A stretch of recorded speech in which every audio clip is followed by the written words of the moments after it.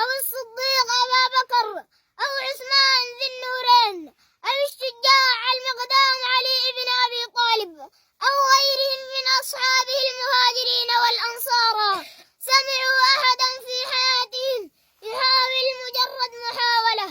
أن يتخطى بل يرفع صوته على صوت رسول الله صلى الله عليه وسلم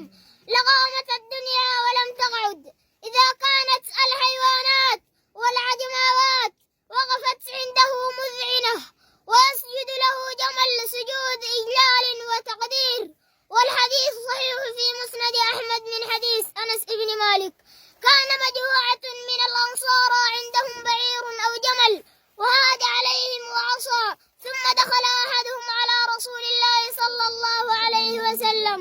فأخبره بأن بعيرا عندهم احتاجوه أن يحملوا عليه وعصى عليهم فقام الرسول ونادى أصحابه فقاموا ثم لما قاموا دخل رسول الله قالوا رأينا الجمل وهو هاج فخفنا على رسول الله وقلنا إن الجمل هاج يا رسول الله فقال ادعوه فلن يضرني ثم نظر إليه صلى الله عليه وسلم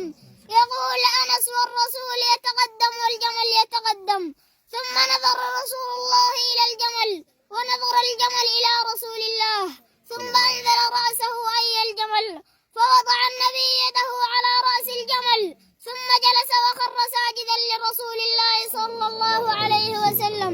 ثم قال الرسول الله عليه الصلاة والسلام إن هذا الجمل قد كبر سنه من صاحبه فاشتريه. قال صاحبه وفداك يا رسول الله قال أردت أن أشتريه ثم أطلقه فقد كبر سنه فقال يا رسول الله نفعل ذلك فقال رسول الله صلى الله عليه وسلم ألا يحملوا عليه لكبر سنه وأن يرحموه ويرأفوا به حتى يموت والمتطاولون على الذات الإلهية هل تصدقون لو قيل وأن بعض الذين اليوم يتطاولون على ذات الله جل في علاه والله ما بلغ تطاولهم ما بلغ تطاول المشركين في الصدور الأولى